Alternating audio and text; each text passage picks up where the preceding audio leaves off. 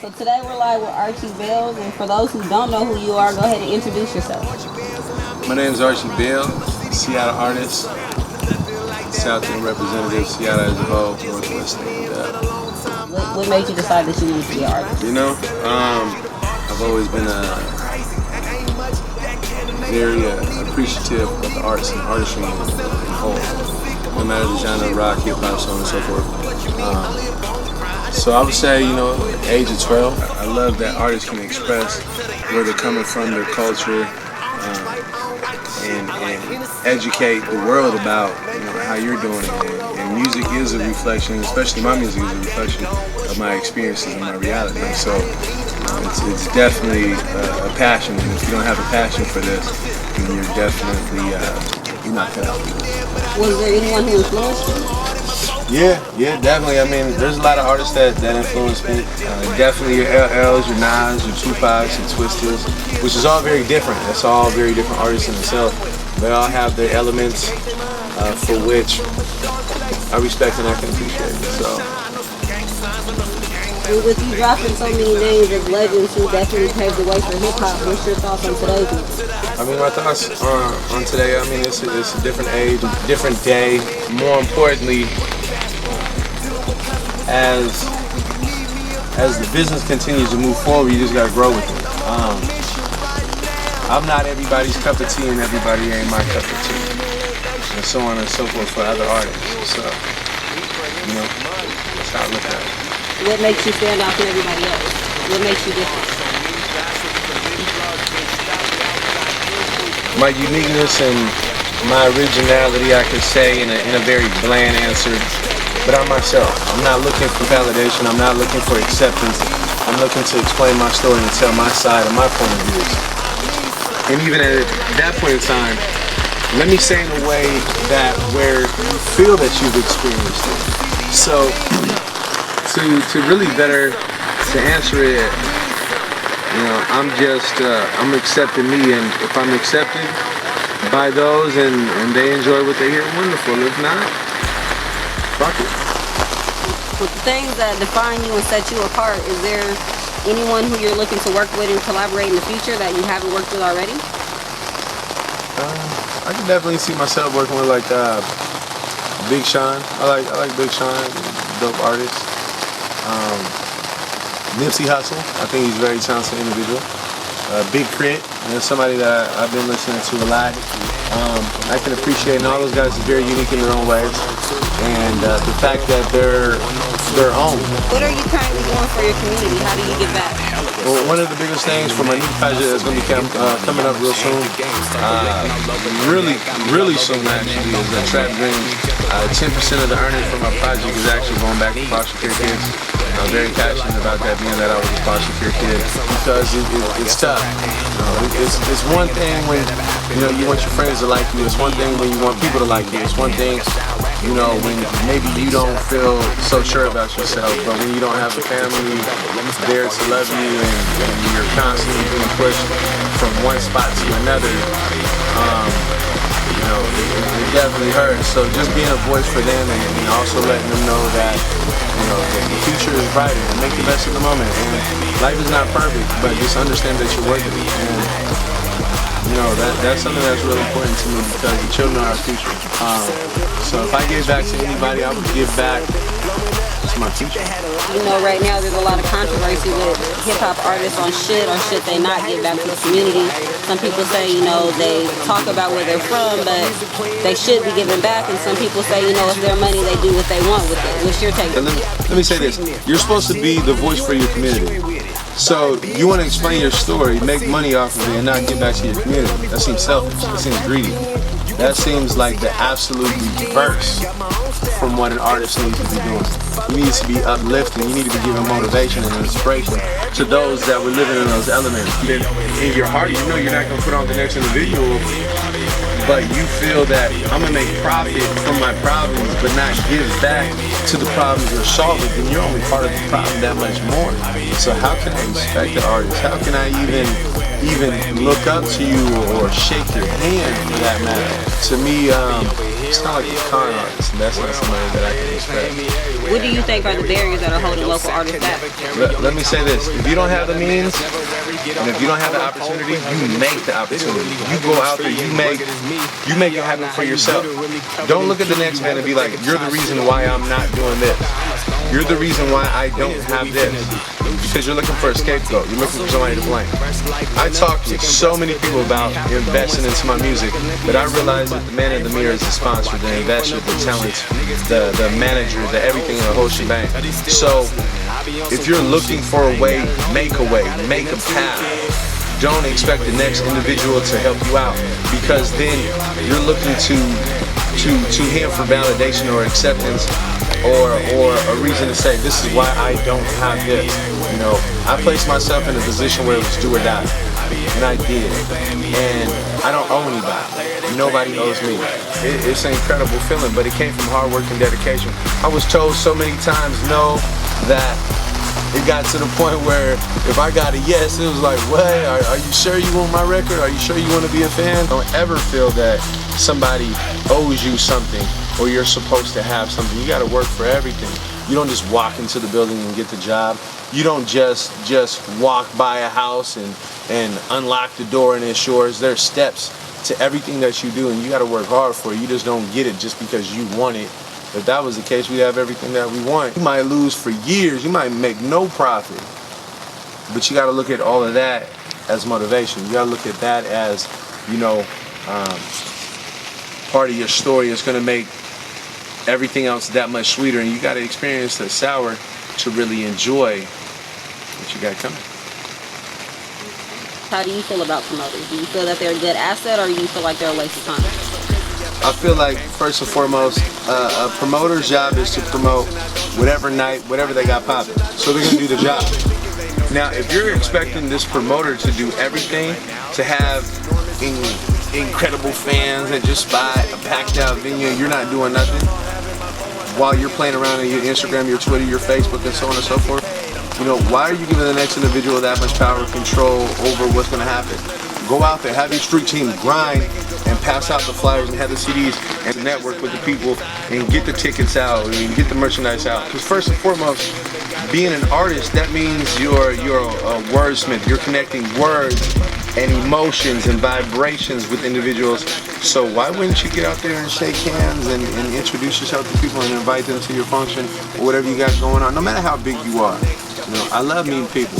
So with that being said, you know, getting out there, shaking hands and introducing myself to people, there's a new person being born every single day. So if you're putting your entire career on one person to do something that they said that they were going to do, you are in for a lot of disappointment. Was there ever a point where you felt like giving up and leaving music alone? There was times where I got really discouraged. There were times where I doubted myself, but I did something that was incredible. I kept feeding my faith. I kept feeding over and over and over and over again. And I starved my doubts. If you want it, you gotta keep pushing over and over and over. You were told 9 no's. That 10th is a yes, and if you gave up, then failure is not failure until you accept it. Now you have the power that can change lives. So a failure is not a failure until you continue to not do it anymore. What influence does your music have on the world? My music has an influence that I truly cannot answer.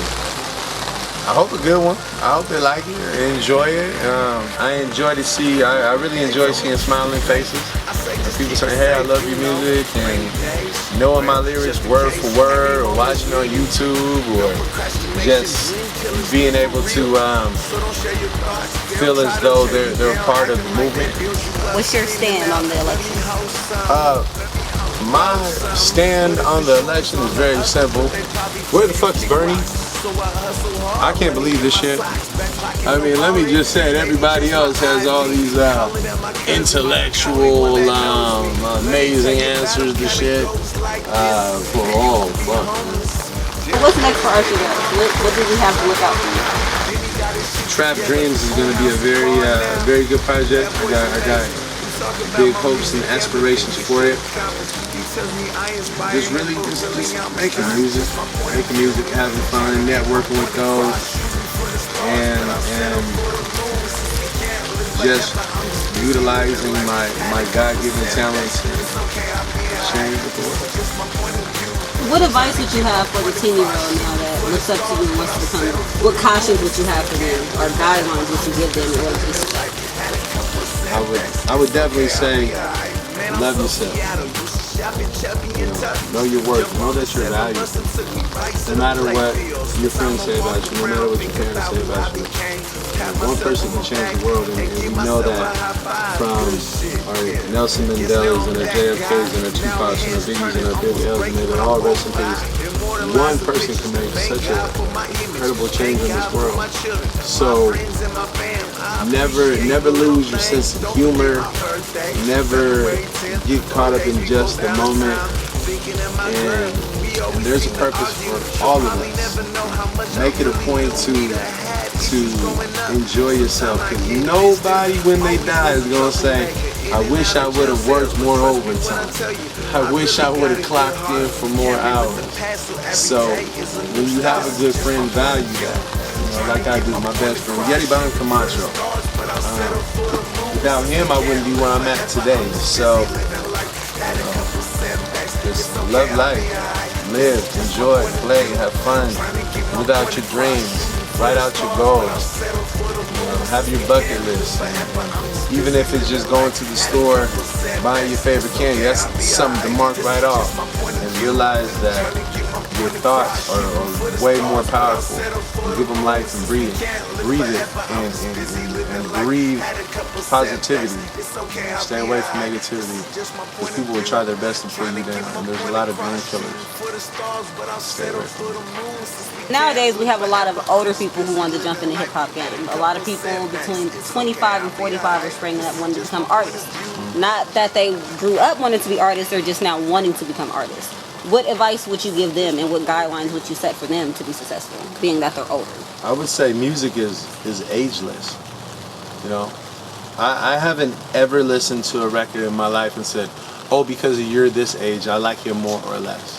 So good music is good music, And if your intentions are pure and you really love what you're doing, it'll show up in your music, it'll show up in your sound. People will hear it, they'll know it, they'll feel it, they'll connect with it. So do your thing, don't let nobody hold you back. If that's what you want to do it, pursue your dreams. Who's to tell you to not live out your dreams? If you can pick any two artists for an exclusive studio session, dead or alive, who would you choose and why?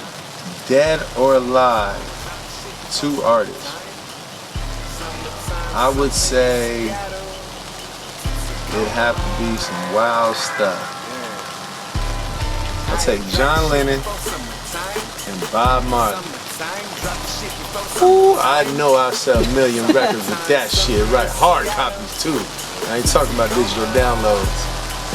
Rest in peace, both very incredible artists, different spectrums, different genres, but iconic legends, and they gave us something amazing to listen to.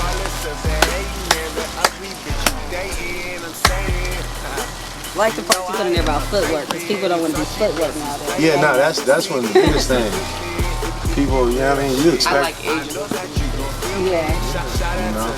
People wanna, they really wanna, they wanna reap all these benefits, but they don't want to put the work in. That's terrible. So you mean to tell me You just expect it to you want to fall in your walk lap. into the weight room and be like, yeah, I looked at a bench, I'm buff. Hold on, I got one more question.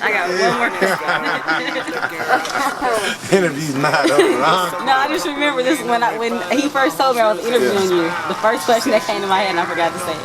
Okay. Are you still the same Archie Bellz that was selling the CDs in front of Walmart? Am I still? Hell yeah, I'll sell you some shit in the bathroom. I'll sell you every day, all day. I love to hustle because I love being out there. I love meeting people. So, the fact that I can connect. Let me put it like this. I can put something in your hand, whether it's a download card, it could be a CD, it could be whatever it is. I can't just walk up to you and be like, oh, I'm an artist. It'd be awkward, you know what I mean? But here's my project. You know, I'm out here dream chasing. If you want to support that, you know, definitely, I would love for you to support it. You know, tell me whatever you feel comfortable with. And I've been very blessed.